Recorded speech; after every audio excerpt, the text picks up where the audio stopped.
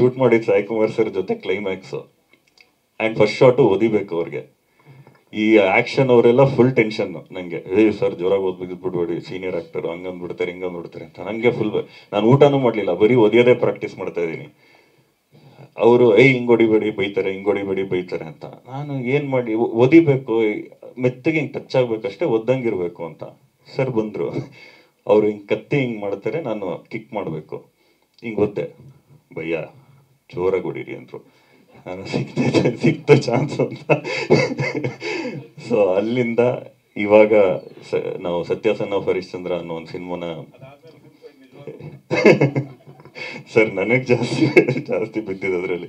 ಯಾಕಂದ್ರೆ ಫುಲ್ಲು ಹೊರಳಾಡಿಸ್ಕೊಂಡೆಲ್ಲ ಹೊಡಿತಾರೆ, ಲಾಸ್ಟಲ್ಲಿ ಮಾತ್ರ ಒಂದೇ ಪಂಚ್ ನಾನು ಹೊಡಿಯೋದು. ನಮ್ಮ ತಂದೆ ಕೇಳ್ತಾ ಇದ್ರು, ಏನು ಮಾಡಿದೆ ನೀನು ಅನೂಪ್ಗೆ ಅಂತ.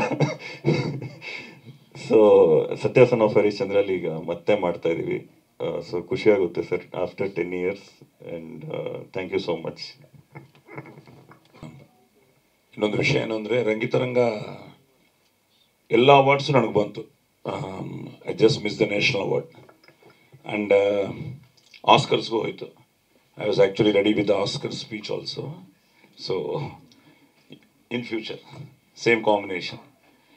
ಆ್ಯಂಡ್ ಪ್ರಕಾಶ್ ಅವರೇ, ನಿಮಗೊಂದು ಈಗ ರಿಕ್ವೆಸ್ಟು, ಈ ಫಿಲ್ಮ್ ಎಲ್ಲರೂ ನೋಡಿದ್ದಾರೆ, ಯಾವ ಇಂಡಸ್ಟ್ರಿಗೆ ಹೋದ್ರೂ ರಂಗಿತರಂಗ ಬಗ್ಗೆ ಮಾತಾಡ್ತಾರೆ. ಬಟ್ ನಾವು ಇದನ್ನು ಪ್ಯಾನ್ ಇಂಡಿಯಾ ಫಿಲ್ಮ್ ಮಾಡಲಿಲ್ಲ. ಬೇಲವರು ಇಲ್ಲೇ ಇದ್ದಾರೆ. ಸೊ ಪ್ರಕಾಶ್ ಅವರು ನಾವು ಶೂಟಿಂಗ್ ಮಾಡುವಾಗ ಅಷ್ಟೇ, ಅವರು ಬರೋದೇ ಅಪರೂಪ, ಬಂದರೆ ಈ ಥರನೇ ನಗ್ತಾ ಇರ್ತಾರೆ. ಸೊ ಇಂಥ ಒಂದು ಪ್ರೊಡ್ಯೂಸರು ಈಗ ವೇಲು ಅಂತ ಅವರು ಇರೋದ್ರಿಂದ ಇದು ಇಲ್ಲಿ ರಿಲೀಸ್ ಆಗ್ತಾ ಇದೆ. ಬಟ್ ಇದನ್ನು ಪ್ಯಾನ್ ಇಂಡಿಯಾ ಫಿಲ್ಮ್ ಮಾಡೋಣ, ಎಲ್ಲ ಲ್ಯಾಂಗ್ವೇಜ್ ಡಬ್ ಮಾಡಿ ರಿಲೀಸ್ ಮಾಡೋಣ. What brother?